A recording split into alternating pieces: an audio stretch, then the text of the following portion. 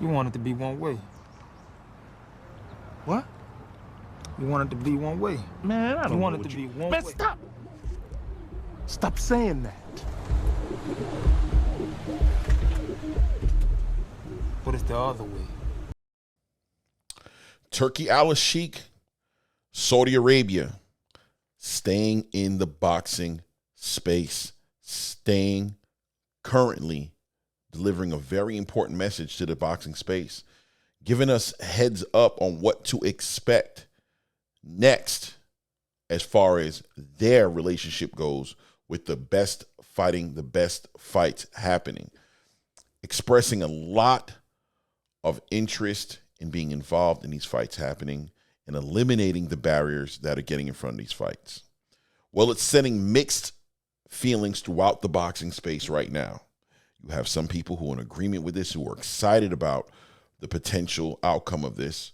And you have other people who are very leery, rightfully so, about what this means for boxing and have concerns about what this can mean as far as on the state side. How does that affect our matches from happening and our access to the fights? Mixed feelings across the board. Well, it's a lot to debunk, but you know what we gonna do. It's your boy Claymore Rain. This is the ATP Combat Media Show. Let's go.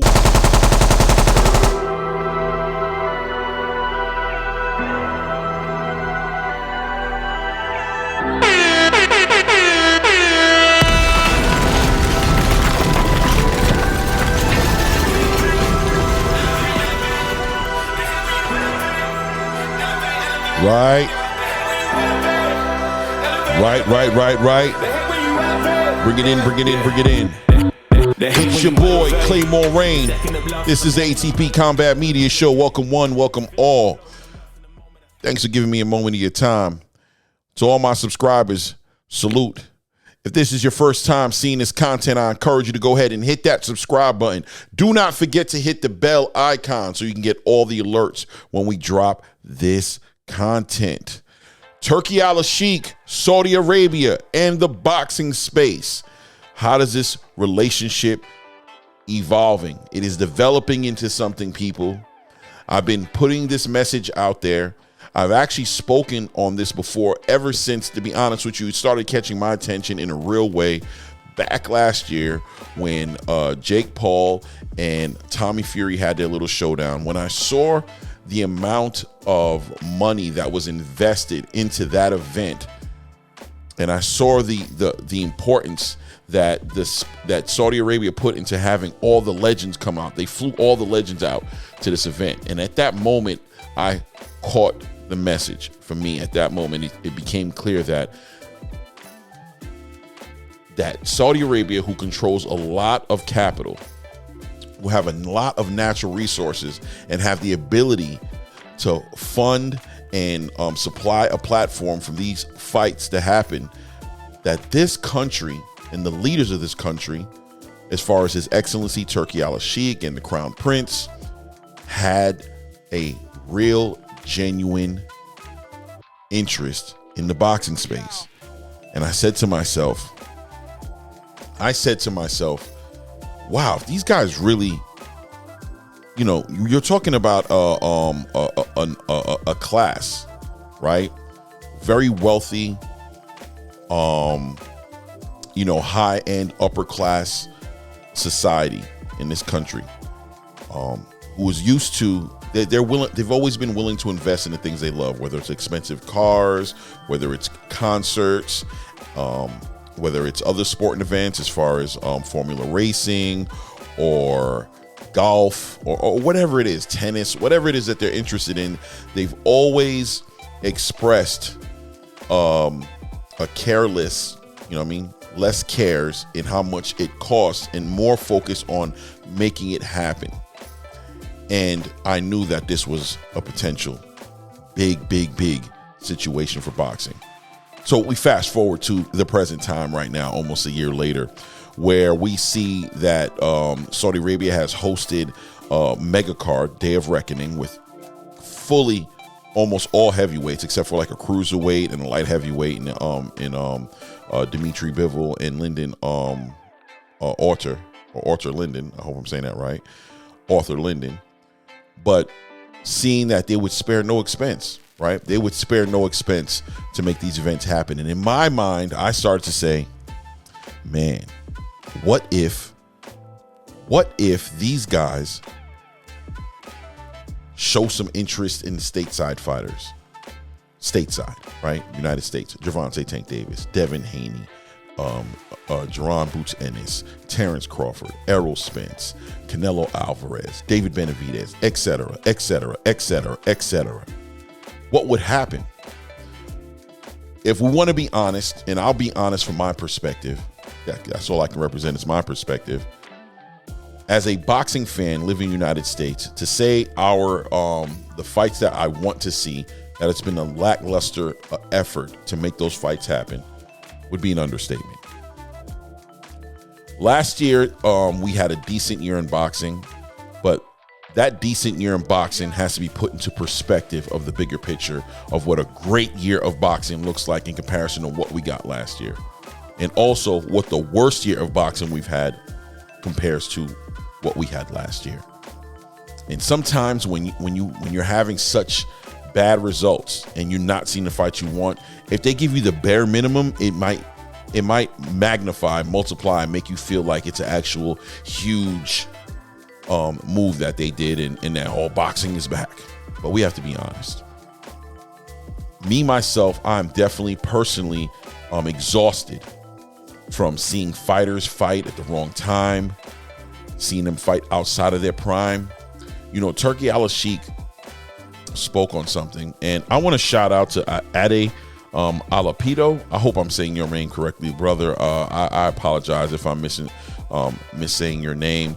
But this is one of the DAZN's a DAZN contributor who contributes to these interviews and these spaces, and he had an opportunity to interview Turki Alalashikh earlier today.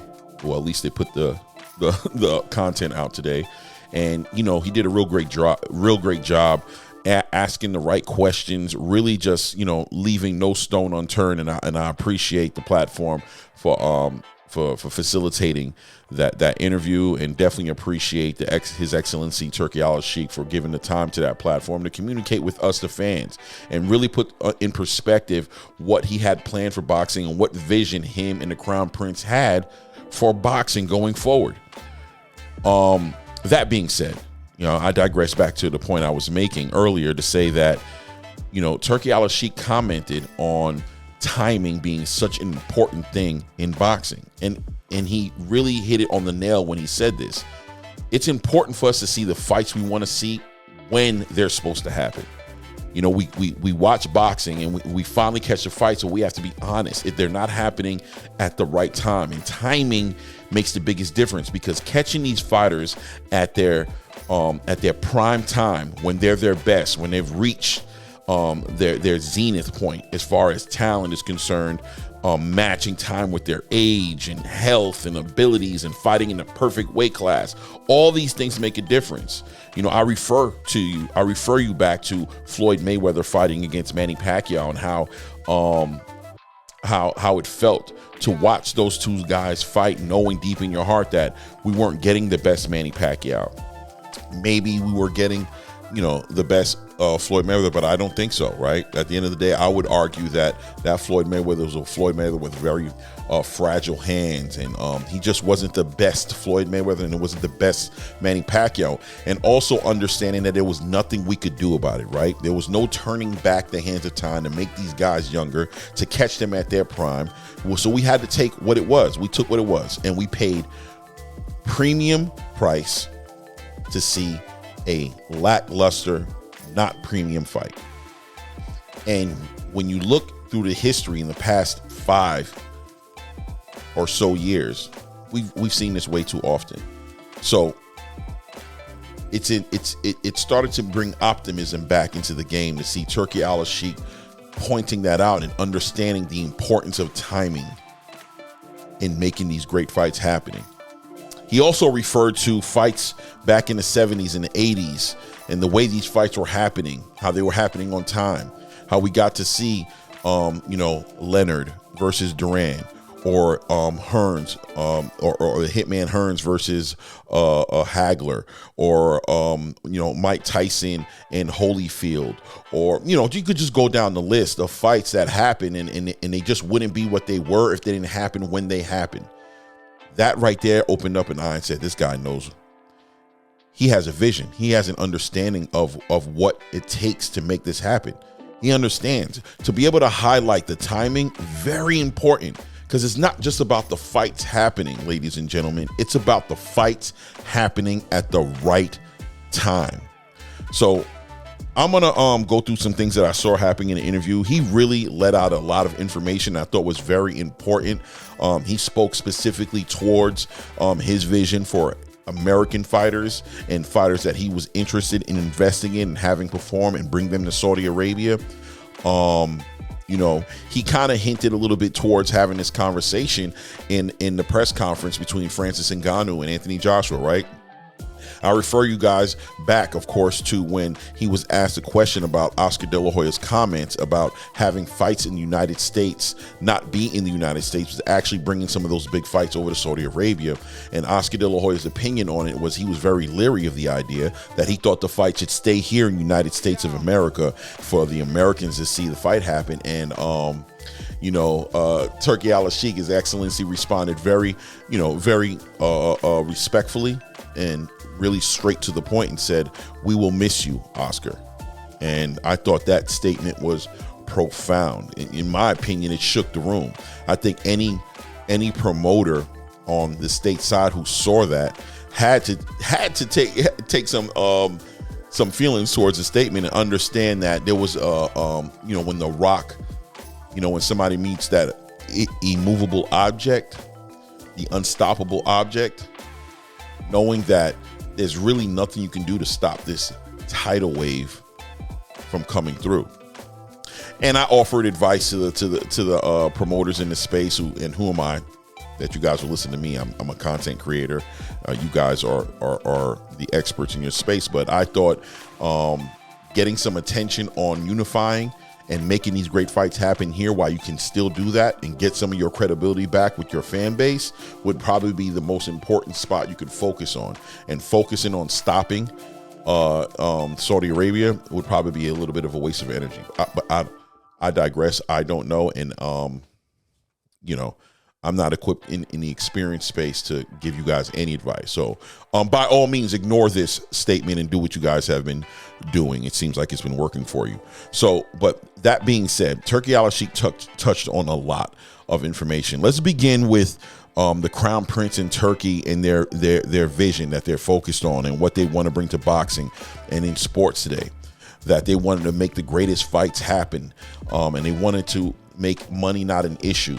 And that they didn't only want to invest in, Turki made it very clear that he didn't just want to invest in making the best matches, but he actually wanted to invest in the marketing of boxing, even all the way down to video games that he wanted to invest in, helping Undisputed. If you guys aren't familiar with that game, look it up. It's presently on a beta run on computers on a PC platform, so it's not yet made it. Well, you can actually play it as well on a beta form through your PS5 or something like that, but the actual game isn't available yet. It's still in building stages. But he expressed how important it was to make that game huge, how there hasn't been a big boxing game in the space of boxing and in video games in years, and he felt like that needed to come back. And I agree so much with that, because that's the next generation of boxers, right? Of boxing fans who get an opportunity to play the games, learn the fighters, learn their strengths, learn their weaknesses, and themselves as a younger generation. And the casual fan who has opportunities to see how great it would be to have certain fighters fight other fighters by playing the game and giving the game such realistic tones to it that you'd be like, you know what, after you play a game, I really want to see this guy fight that guy. I really want to see that and see the importance of these fights and making these fights happen. Because Turki Alalashikh also communicated how important it was for the fan base to be communicating back. He wanted to make it a way for the fan base to communicate back to the Saudi Arabians, to himself and his crown prince, on the fights that they're interested in, because they're very interested in making the fans happy. Ladies and gentlemen, that is such a breath of fresh air to hear that, right? To hear that as a fan of boxing, to finally hear promoters, or somebody like a promoter who has the ability to make these fights happen, express an interest in the fan base's opinions and perspective, and actually asking, what do you guys want to see, so I can facilitate that for you. That was very important. He also wanted to invest in all types of marketing, from television shows to documentaries. He wanted to provide, he understands that there needs to be a re-education to the space of boxing. To the fan, the casual fans need to be re-educated of an era of boxing where the best fought the best, understanding the stories of these boxers, and bringing a new passion to the sport that it seems like has been dulled, has been desensitized from the fan base, to where they're just satisfied with the bare minimum, with fighters out there looking good, making money, spending money, and becoming fans of boxers, and they've lost connection with the actual boxing space, with actual boxing, falling in love with boxing, and demanding and holding fighters who they're interested in, who they're fans at, to a certain standard, to assure that they're getting the best fights that they can get, so we can all be part of and witness live history being made on television or on streaming services all around the world. You know, fans don't understand, the newer fans don't understand how starved we are. We've been starved of these moments. We are not part of history. We might have seen a fighter like Gervonta Tank Davis fight against Ryan Garcia and sell 1.2 million pay-per-views. That has its value, its historical value, but you're not getting to see the big fights. You're not getting to see these things. You know, in the 80s, in the 70s, even in the 90s, we got to see history being made. You got to see Tito versus Oscar versus Bernard Hopkins. You got to see Mayorga versus Shane Mosley. You got to see Tyson versus Holyfield. You got to see Riddick Bowe against Holyfield 2 or 3 times. You got to see great fights were always happening. Pay-per-view used to be reserved for the best fighting the best. It was actually a meaning to it during that time period to say championship boxing, to see belts on the line, to see legacy on the line. Fans weren't concerned with fighters' money, popularity, bankrolls. They just weren't as concerned. I mean, you always have the fan base who he's making the most money. You know, these things aren't brand new, but I would say that it's more massively spread across the board, to where, especially today, when you have YouTube and you have content creators and you get to see these platforms where multiple people come together to speak on boxing, and you see what the topics are, you see what the conversations are about, you see the fan bases arguing and attacking each other on fighters that aren't even fighting each other, just literally arguing off of the strength of trying to make a fight happen. One side of the argument trying to discredit a fight from happening, and another side of the argument trying to make the best fights happen. This is almost like pandemic level destruction happening on boxing as we know it. It's difficult when you hear people who are of age, in their late 40s, 50s, 60s, speaking about boxing today. To say that they're disappointed in where their space is at would be an understatement. Why? Because they can reference a time where it was the best fighting the best, where somebody staying undefeated for their whole entire career wasn't held with that much value. Some of the greatest fighters that we know historically had losses on their records. How many of them were undefeated?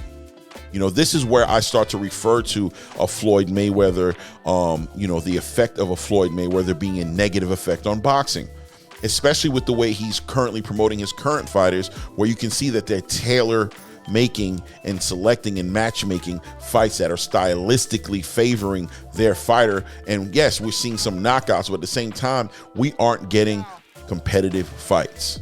And these guys are getting paid top dollar for it. So if they're getting paid top dollar for it, where's the vested interest in fighting the best? When you have somebody like Gervonta Tank Davis to say he absolutely holds no value and sees no value in getting championship belts, where does he get that from? If it's not from his promoter, Floyd Mayweather, educating him on what's important in boxing today. And he makes it clear that being a champion and fighting champions is just not important. I have to call that out respectfully to TBE, to Floyd Mayweather, and what he's done in this game as far as boxing is concerned. His resume speaks for itself. But the things that he did to become who he is not implementing that into his fighters. He's not telling his fighters, you need to fight. I fought 23 champions to be who I am. Why is his fighters not fighting champions like that? Why is the PBC fighters not in the space of fighting these competitive fights like the way he did to be called TBE?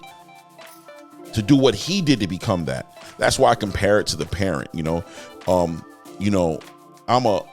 forget my age, right? I'm not gonna put my age out there.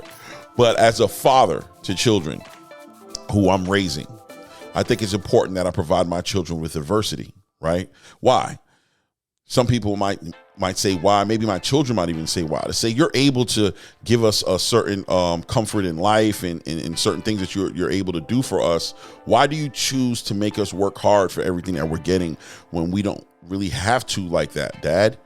Well, why? Because the person who I am today, I would not be if I didn't have adversity.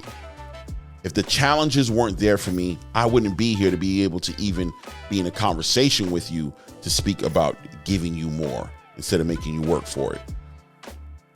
I can't remember the saying, but I'm going to give it to you as best as I can remember. But it was along the lines of strong men raise, hard times make hard men make easy times make weak men make hard times.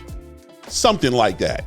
I'm sure I'm missing something here and there, and I'm sure I'll have people show up in the comment section who have no problem correcting me.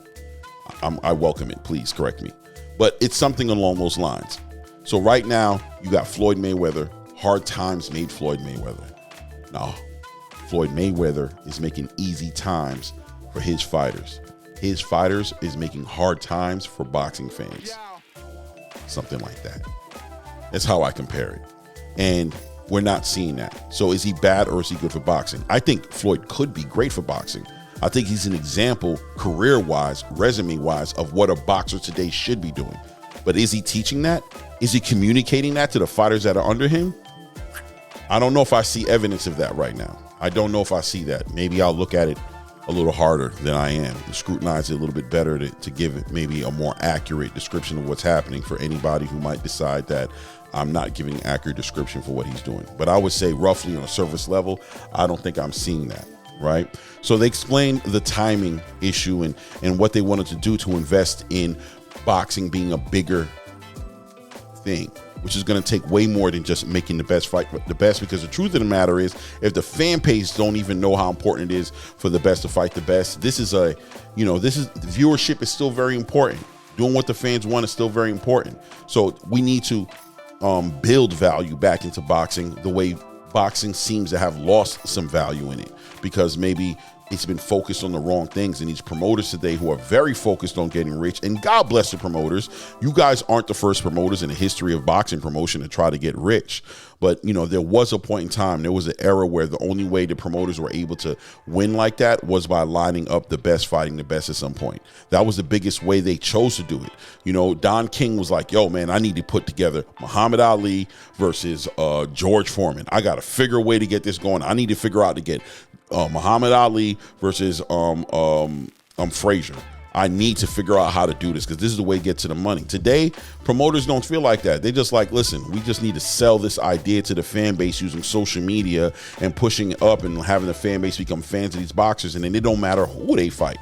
Once we can get the fighter popular, all we got to do is get him on a pay-per-view. We could put anybody in there on the card with him, give that guy, less than 10% of what the whole entire purse is.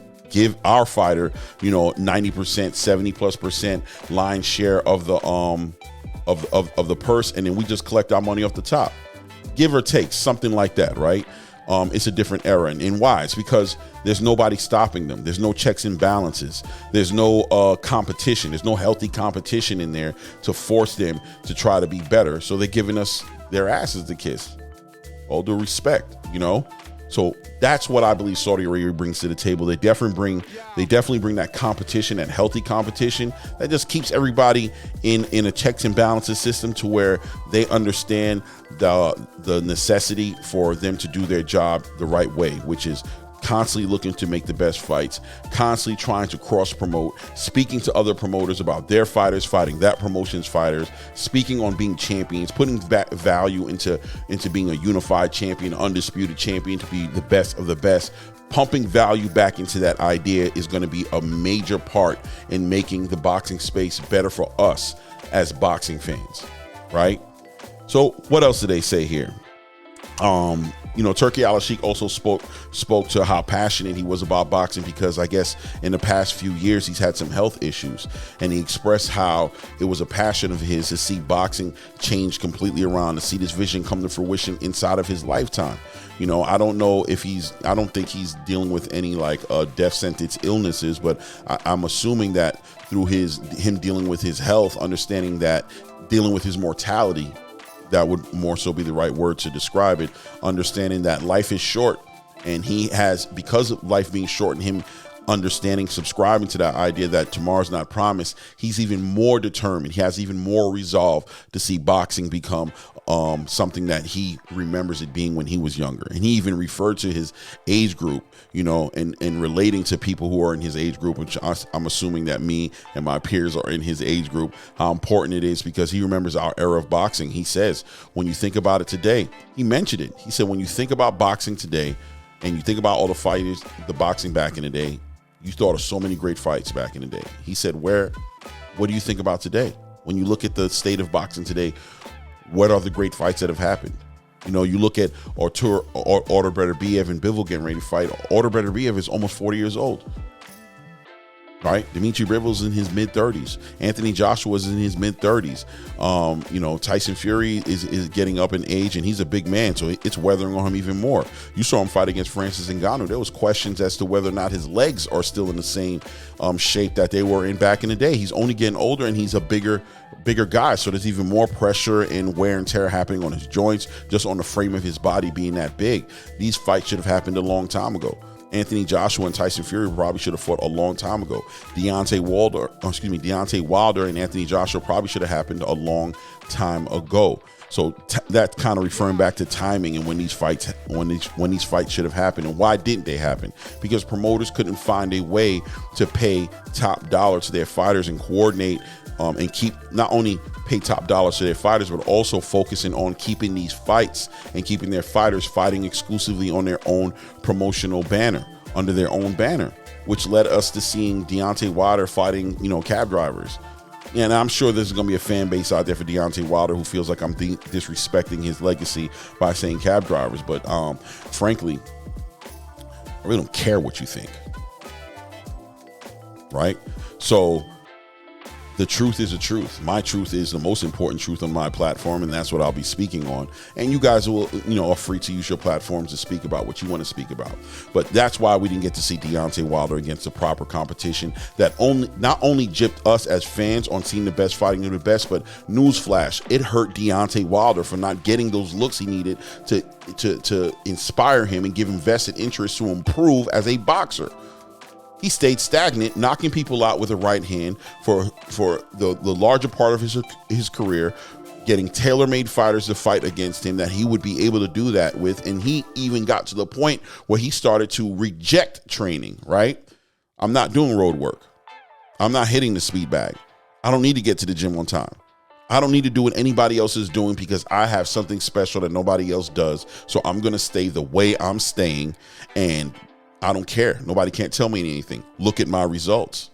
I remember a video back in the day, not to sidebar into Deontay Wilder, but there was a video where a fan of Deontay Wilder was having a conversation with him on the camera. And this fan, when you look at the video in that present time, it looked like the fan was overstepping the boundaries of basically giving Deontay Wilder advice. He was saying to Deontay Wilder, look, man, I love the way you box. I think you're great and you have a lot of potential. I just wish you'd work more on your footwork and also in keeping your head off the line. And he was just giving different ideas as a fan of what he would like to see Deontay Wilder, as a fan of Deontay Wilder and a fan of boxing, things he just wanted to see Deontay Wilder to become stronger in. And I remember Deontay Wilder was held back a little bit and just kind of was like, who are you to tell me when I'm getting all these results?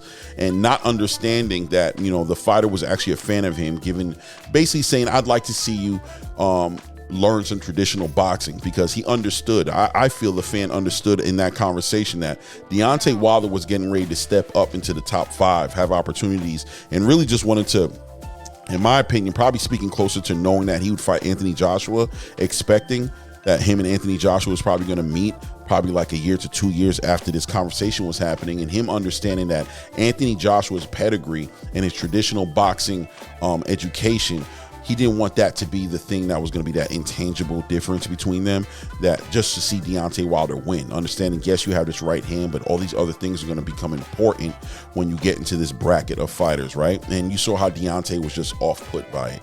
I thought that was an interesting, just something that's in my memory that I'm remembering happened, for whatever it's worth. But yeah, when you're getting those type of results, when you're not getting those looks, it's hard, I'm sure, to get up when you're, Hagler used to say it's hard to get ready for a fight when you're waking up under silk sheets and wearing silk pajamas, right? So when you're getting all that success that Deontay Wilder got, it had to be very difficult to listen to somebody telling him that he needed to do more than what he was doing when he was getting the results he was getting, right?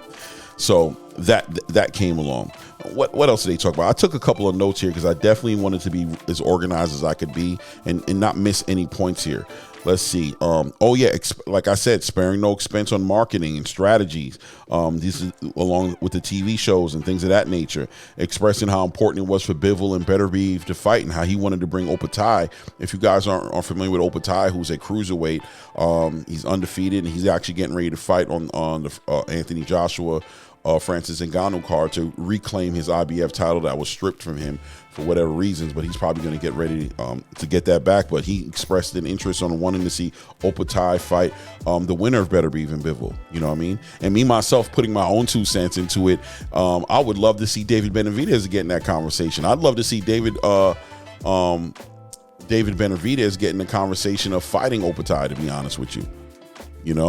I think that'd be a great fight, you know what I mean? And definitely get him in a conversation of fighting either Beterbiev or Bivol, the winner of either one. I think there's some great fights that can be made, you know what I mean? If we take out the money aspect of it, you know what I mean? And like Alalashikh also commented on the fact that Beterbiev and Bivol probably hasn't been getting set up all these years because promoters are looking at pay-per-view sales, that Bivol's not the big pay-per-view star. You know what I mean? That Beterbiev isn't the big pay-per-view star, but expressing that wasn't going to make a difference to them as far as Saudi Arabia is concerned, that they would invest and take that risk to invest in making it the biggest event possible, because they understand that Beterbiev and Bivol is one of the biggest fights of the era that could happen. The talent is crazy. Being an undisputed light heavyweight champion, they're willing to take that risk. And who wins? Once again, who wins with that kind of thinking? Who wins? Newsflash. You win and I win. Boxing wins with that type of mentality. Boxing wins. The fans in boxing, we win. We're going to have to spend the money regardless, right? To see these fights might as well be great fights. But people are going to have their own, the fan boys in the space won't see what I'm saying. I'm sure there'll be a lot of resistance on what I'm saying. They just won't get it. There'll always be arguments as to, I'm sure I'll hear all types of, maybe I'm the fanboy right now. Yeah, that's probably what it is. I'm probably the fanboy. It is what it is. You know what I mean? He compared it to the 1970, 1980s, and 1990 fighters and how fights used to be back in the day and how they're just not that today. You know what I mean? What else here? Let's see. I spoke on the promoters not taking the risk, not being able to afford the risk. Making movies. He feels like movies was something they want to invest in. They want to invest in everything in the boxing space. It was really a very in-depth interview and quite eye-opening to see how the vision expanded beyond the ring and how they understood that they would have to invest in so many things outside of the ring to get this this space back to where it needs to be, to level out and bring boxing where it needs to be again. And seeing that and understanding that made me realize that this was maybe not bigger than I thought it was, but maybe more so as big as I hoped it was. Take that for whatever it's worth. And then he ended the interview heading down into the two things in boxing. He had two major things in boxing that he wanted to aim at. You know what I mean? This is where he wanted the effect. Number one, like I told you guys, he wants to expand into video games. He wanted to sponsoring Undisputed, documentaries, TV shows, things of that nature. But the second thing he said is he wanted to eliminate YouTube fighting. So that lets you know right then and there. That's profound, because that lets you know right then and there the whole entire gimmicky thing that people might have been scared that Saudi Arabia was going to be funding and being the fuel for the machine that was making all these YouTubers like Jake Paul and KSI and other fighters that you guys want to put in that same bracket. He just showed how much of a lack of interest he had in that, and really didn't want to be involved with that. Thought that actually should have its own category and its own section and do its own thing, and that him and the Crown Prince weren't very interested in sponsoring that anymore. They really want to bring back boxing to a time. Not just bring back boxing, because somebody might want to say, bring back what? They want boxing to go back into an era of when the best fought the best. This is an era that was here before. This isn't something brand new that they're trying to do. They're trying to go back into a time when the best fought the best. How can you not cheer that as a fighter? Right? How can you not cheer that as a fighter? As far as stateside is concerned, Turki Alalashikh expressed and made it very clear for anybody who had any type of questioning as to how valid Devin Haney and his father's and Eddie Hearn's offer to Gervonta Tank Davis was, straight from the horse's mouth. His excellent Turki Alalashikh said, I want Al Haymon. He said, I'm using this time right now and this platform. I'm using you being Ade Oladipo. Man, I'm so sorry for massacring your name, brother. If you do see this video, please take my humble apologies. I do not know how to say your name. I'm trying to sound it out. I have it written on this paper. I apologize in advance. But he told him, I'm using him, the guy interviewing him right now, to send a message directly to Al Haymon.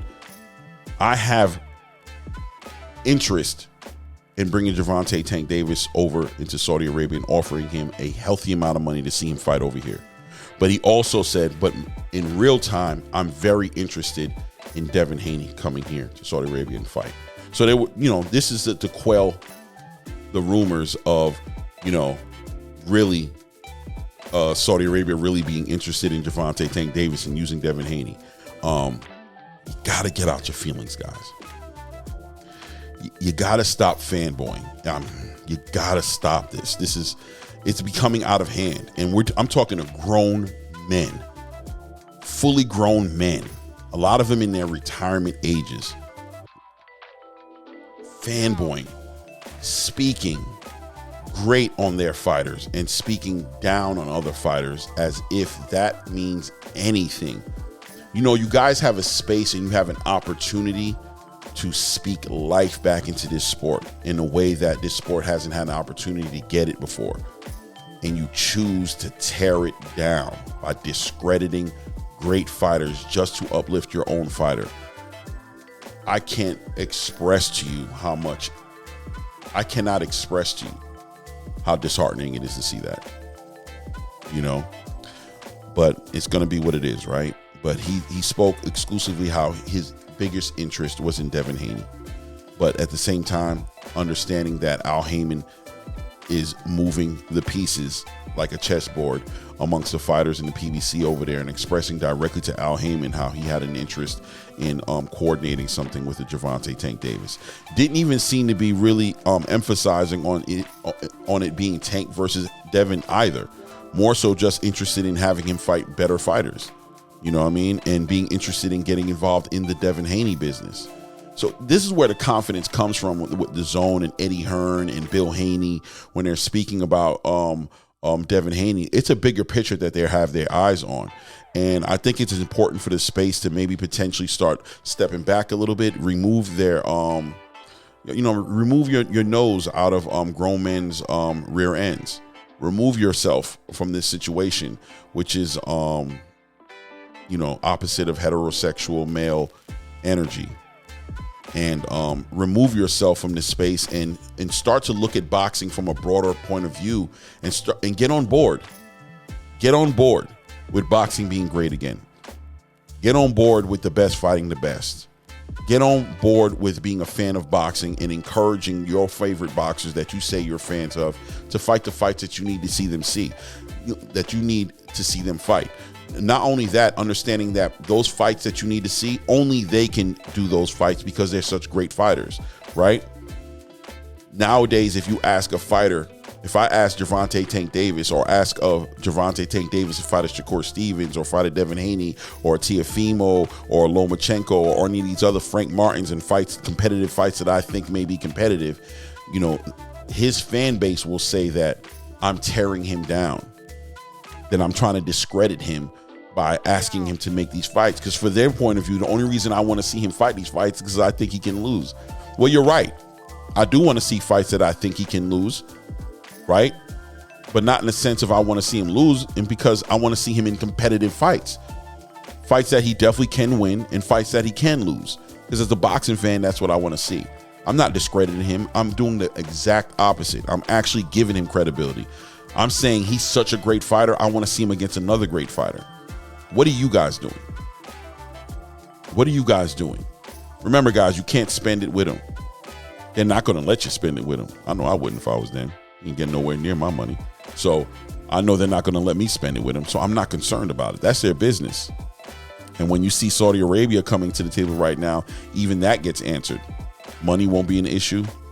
Great fights can still happen. How do we as fans lose in this scenario? I'm interested in your thoughts. Go ahead and put it in the comments. Let me know what you think. Guys, remember, like, comment, subscribe, hit your bell icon so you can continue to get these alerts when I'm dropping content like this. We are growing the community. I appreciate everybody who subscribed. I'm appreciating new subscribers that I'm getting every single day. We're going to continue to grow this space, and hopefully this space will be a nice haven. You know what I mean? A safe haven, asylum for boxing fans who want to see great fights happen. Watch out for alerts on when we're doing these lives. We're starting to do it. Shout out to my boy Ray Davis, who's a co-host for me on the live. He's doing a great job. Watch out for our next live, and I'll be looking forward to see you guys there. But on that note, and at this point, it's your boy Claymore Rain. It's the ATP Combat Media Show, and we out.